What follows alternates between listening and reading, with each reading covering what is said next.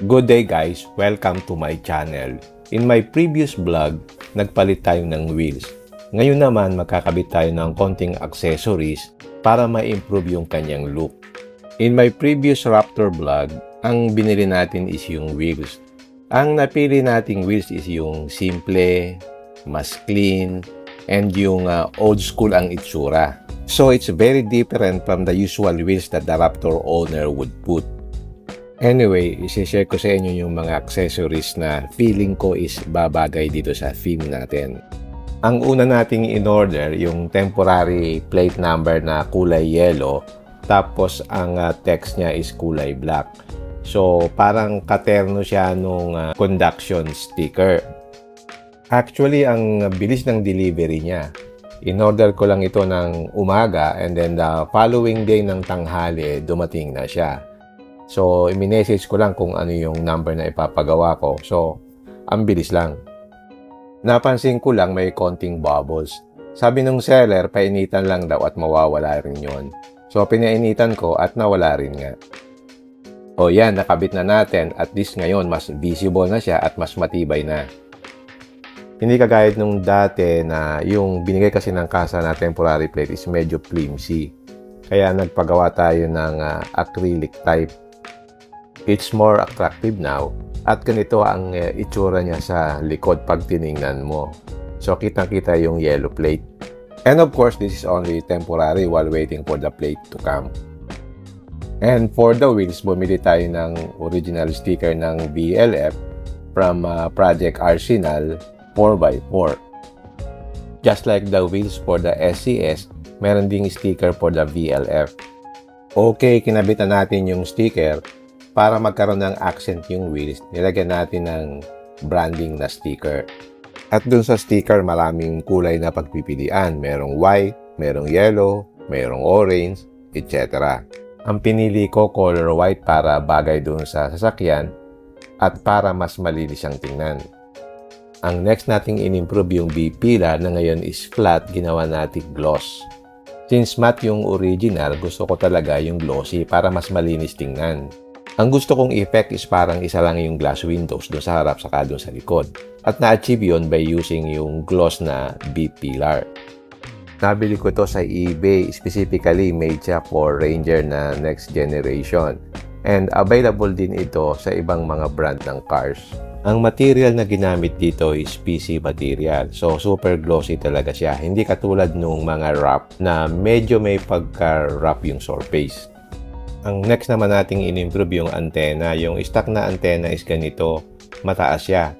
So, posible siyang sumabit sa mga parking. So, nagpalit tayo ng mas maliit para mas maganda at hindi siya sasabit. Actually, pareho lang naman yung performance siya, hindi na bago. Ang next na hinanap ko yung pang-lock sa reserba.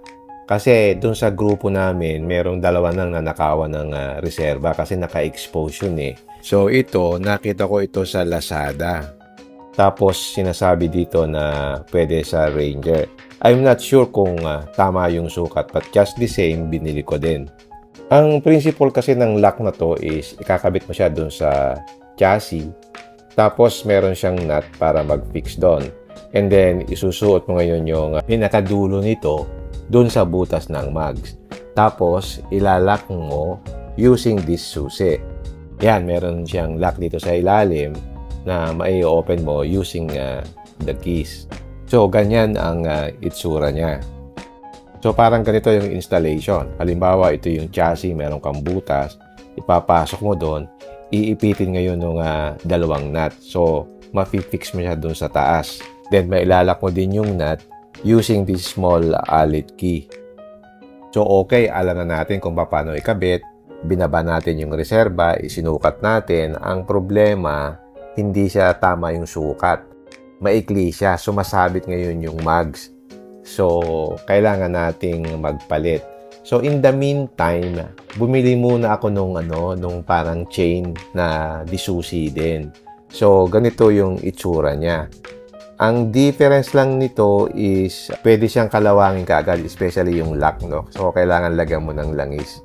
Pero temporary lang yan. At least, pag may nakita na magnanakaw na medyo naka-chain yun, magdadalawang isip siya. Pero kung meron siyang bolt cutter, kayang-kaya ring putulin to.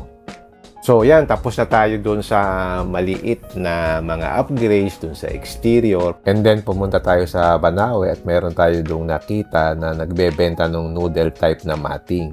Sa akin kasi mas gusto ko yung noodle matting than dun sa 3D printed na plastic material.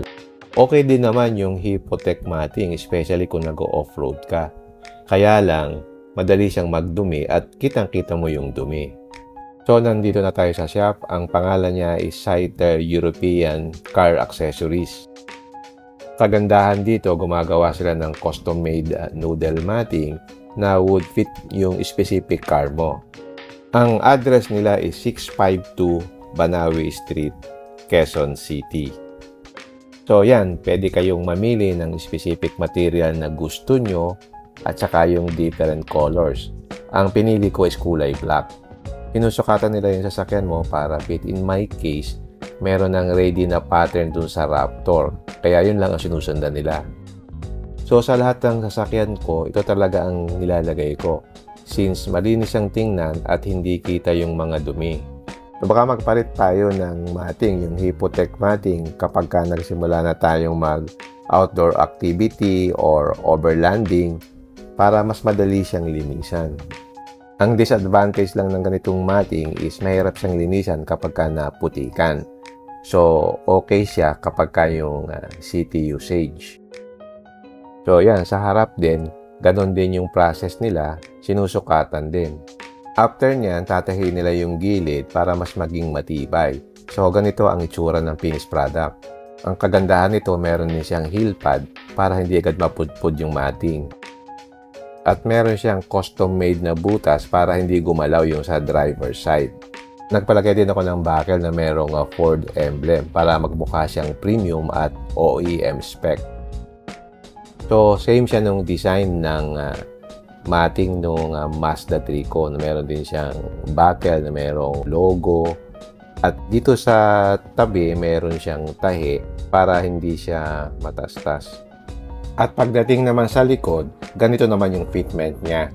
So, ang linis talaga niyang tingnan. Ang gusto ko sa matting na ito ay hindi siya maingay pag inaapakan. At bukod sa tahimik, mas komportable siyang tapakan. And even itong fitment dito sa center tunnel, ang ganda rin. So, I'm very satisfied sa kinalabasan ng matting na ito. At dito sa interior, bumili din tayo ng vacuum cleaner na wireless para mas madaling gamitin.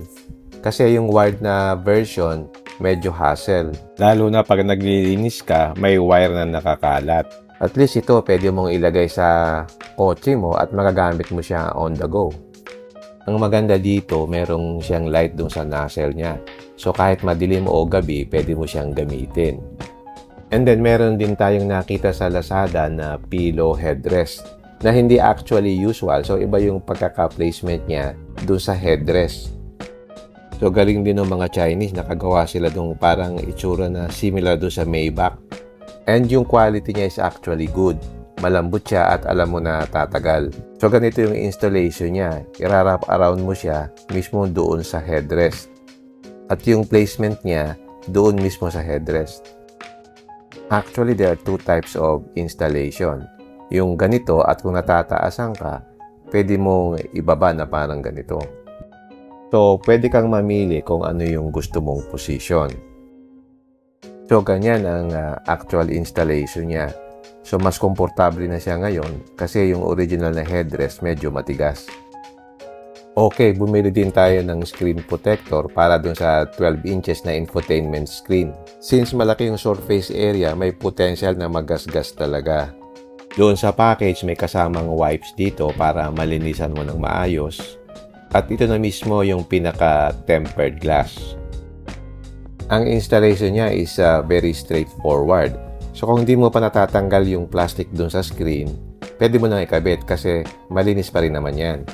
So yan, kailangan mong i-install ng mabuti kasi tamang-tama lang yung size niya, dapat hindi lampas. Meron din ganito sa different cars. So i-search nyo na lang at tingnan ninyo kung anong specifically made for your car para maprotektahan din yung screen mo in the future. So in terms of clarity and responsiveness, wala rin namang nabago. At least kampante ka na protected yung screen mo. And lastly, inilagay ko na rin yung toe hook cover doon sa harap para malinis tingnan at hindi masyado rugged tingnan. Kasi pag walang toe hook cover, parang maduming tingnan eh. So ayun, konting accessories lang ang kinabit natin. So kahit papaano, merong kaunting improvement. Pagdating sa stance niya, as of now, ayoko yung rake niya sa harap at saka sa likod. So in the future, pagkatapos na yung warranty, baka magpalit tayo ng springs para magpantay na yung harap at saka yung likod. As of now, ayaw kong galawin yung suspension niya kasi maganda talaga yung stock na suspension feel. So yun, abangan nyo in my future vlogs yung mga upgrades na ilalagay pa natin dito. Okay, I'll put the link sa different accessories dito sa description below. Tingnan nyo na lang. And lastly, follow my TikTok account. Ilalagay ko dito sa screen yung username niya. Okay, hanggang dito na lang. If you like this video, don't forget to like, share, and subscribe. Until next time, see you again in my next vlog. Bye!